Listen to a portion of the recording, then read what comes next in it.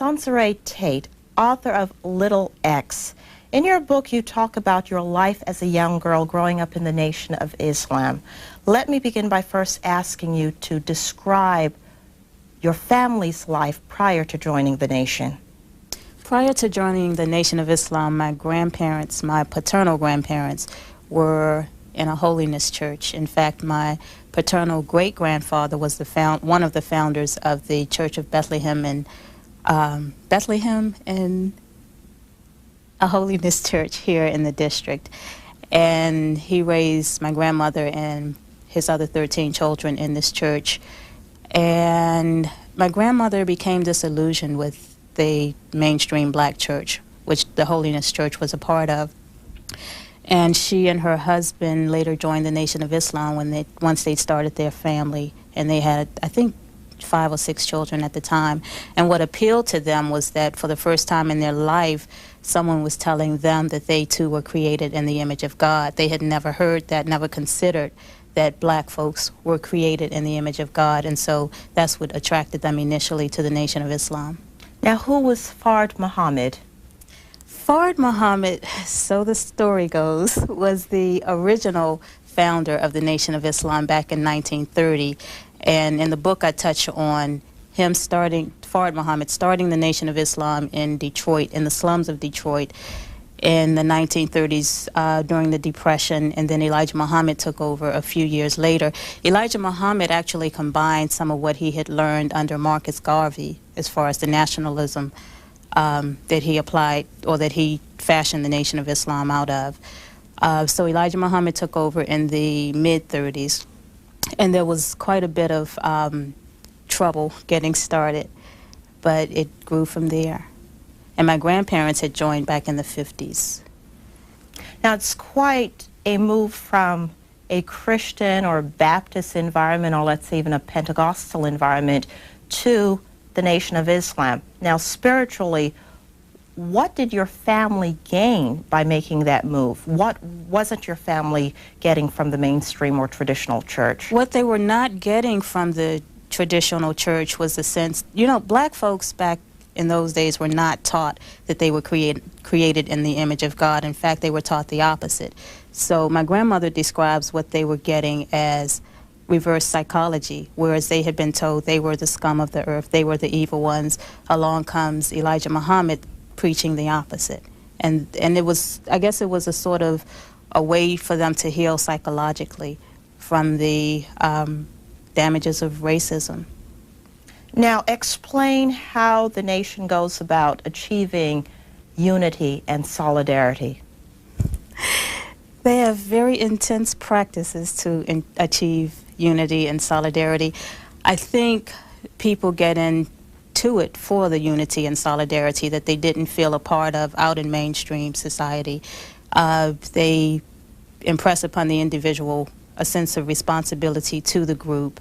You have to work for the group. I know back when my father was a child, the Nation of Islam required that the brothers sell a certain number of newspapers or pay out of their pockets because they were trying to build a nation. And because blacks did not feel like they were appreciated in mainstream society, the idea of building their own nation, an all-black nation, appealed to many, and brothers worked hard. Brothers worked at the restaurants. Well, sisters worked hard too, because when the brothers were out working for no money, sometimes at these restaurants, working very long hours just to build this all-black nation that they believed in at the time, the sisters were home and they had to finagle with the meager funds that they had. So, but everybody was committed to the idea of this sort of utopia society, which in theory is good, but in practicality is another story. Can you describe for us your dress as a young girl in the Nation and also your day-to-day life and activities? As you know, Muslim women are taught to cover from head to toe. So you don't want to show your curves because it might incite some man to view you as a sexual object. So we wore long skirts and a long loose-fitting top and a head covering in the interest of modesty. But by the time I was 13, I argued with my mother that the way that my Muslim dress was not modest because it distinguished me. And to that point, I thought it called more attention to myself. And that was the opposite effect of what the Muslim dress was supposed to do. What else can I say about the dress? Well, the dress supposedly was in the interest of modesty. But I have problems with that because I think that we were born with beautiful curves, and because men may lust over that, I don't think the burden of covering up should be on the women. Men should have to put that lust in check. Now, let's say while you're on that note, you also write about how black women viewed you as a child and also viewed your mother and your grandmother because of the dress you wore. Can you elaborate? Well, not just because of the dress, but because of the role of the Muslim women, the Muslim woman. When I was coming along in the 70s, women were making strides to break the barriers of the traditional role of the woman.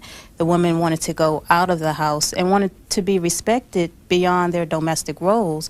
But Muslim women, I know as a Muslim girl, I was taught that being a mother and a wife is the most important job a woman could have.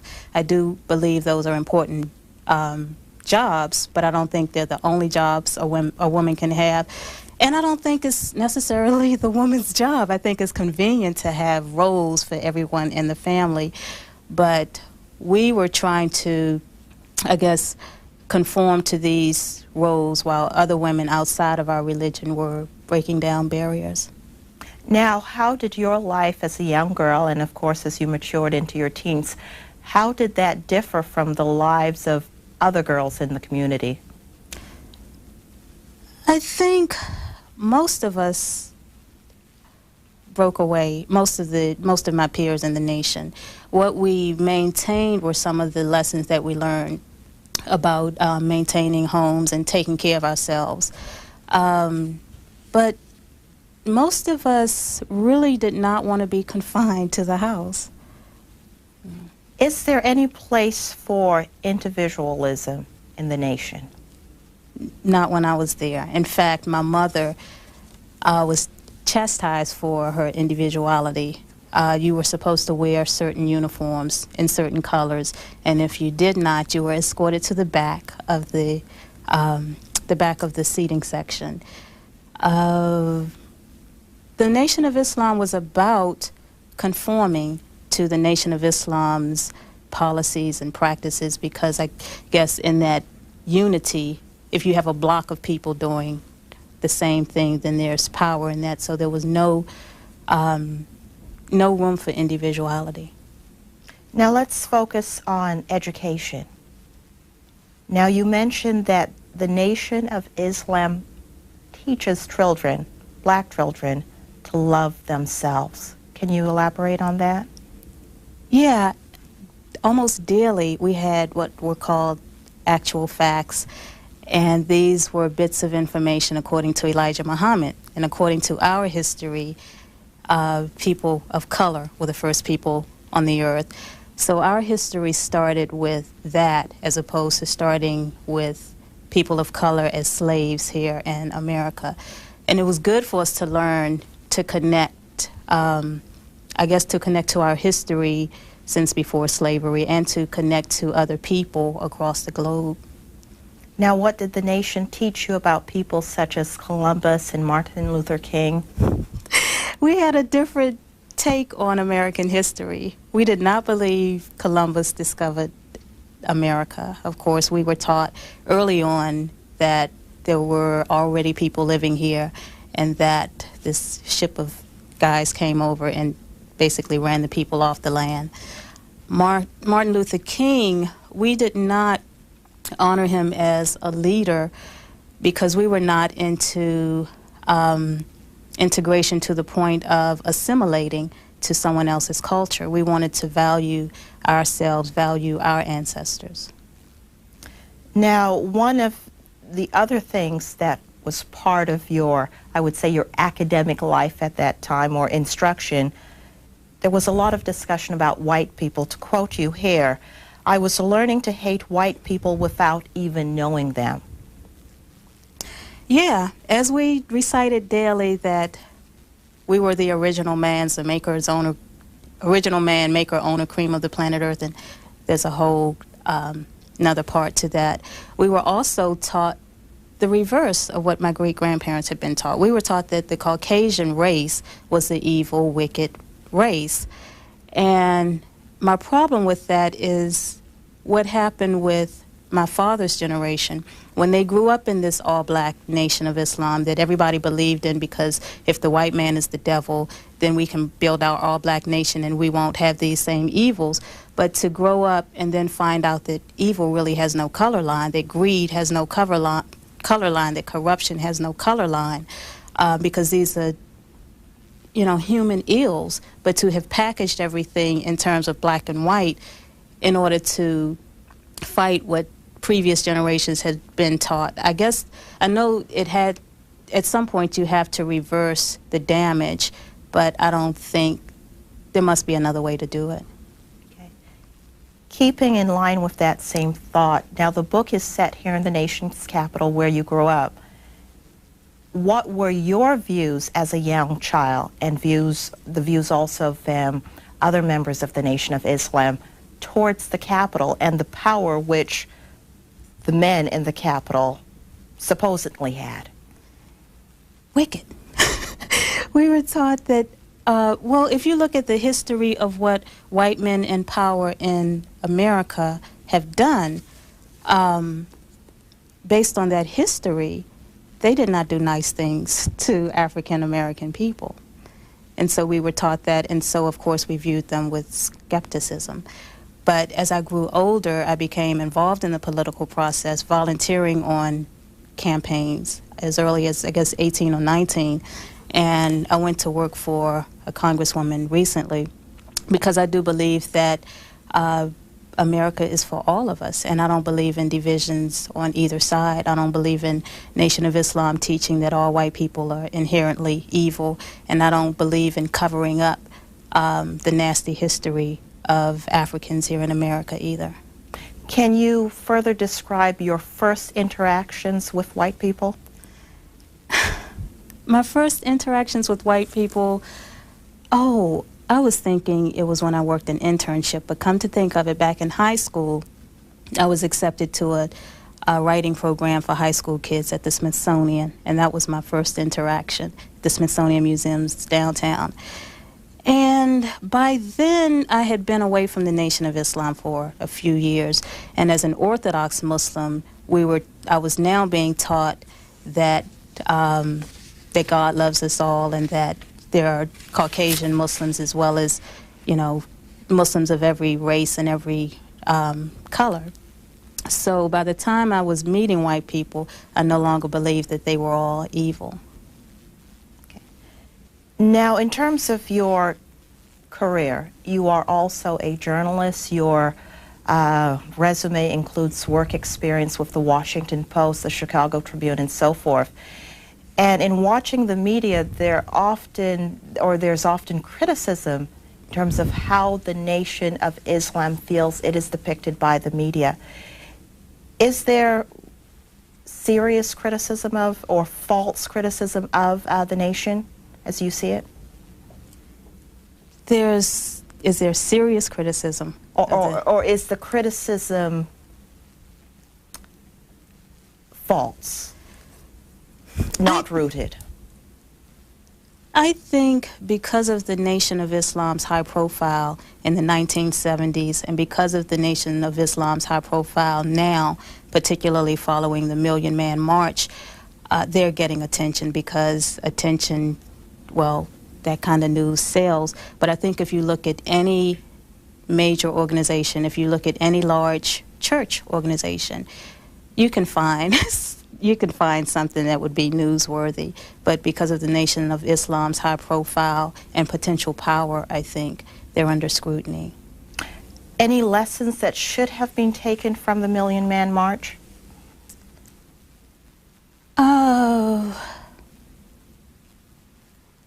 I think to bring that many individuals together and not come forth with some sort of agreement or plan. It was good that I heard a lot of the men did go back into their communities and began volunteering at organizations. But it would be nice to have had some way to measure the impact of such a gathering. Now let me ask you, can you describe your family for me in two contexts? One is when your family was part of the nation, and after your family left the nation. How did your family change? Ooh. When my family was in the nation, everyone tried to conform to a role. My grandmother tried to, she did conform to her role as a Muslim woman, staying in the home, nurturing her family. And my grandfather was the provider, and he took care of the family. My mother tried, but she was just not a woman. She just had too much energy to confine in the house. There was so much disillusionment coming out of the nation. I think that's where the real damage was done, because my family had basically withdrawn from mainstream society into this all-black society, thinking that it would be a better way of life. Indeed, we learned some lessons to help on a daily basis, practical lessons about nutrition and practical things. The women learned to sew, learned to plan nutritious meals, learned to sit down with the children for homework. But the broader ideas that we learned, that, white is good, and white is bad and black is good, they're evil, we're gods, and then to come to understand that that's not so, that in this all-black society you can still feel quite disenfranchised. You can still feel ostracized. You can still feel in our all-black society, you had your rank and file here and your leaders there with double standards. You had your corruption. You had the same dynamics that you have in any group of people. You had it in the Nation of Islam. My family didn't understand that going in. And finally, what caused you and your family to leave the nation? My mother left the nation about a year before Elijah Muhammad died. After Elijah Muhammad passed, his son took the organization toward Orthodox Islam, and most of my family followed him toward Orthodox Islam, which he told us that much of what his father had taught us was plain old not true. The philosophies, the theology that he had created, his son explained the intent behind it. But now to bring people, because we had practiced these religious tenets with such intensity, now to find out that it was, basically made up, for a lot of the people, it was a difficult transition. I know for me, just being a little girl,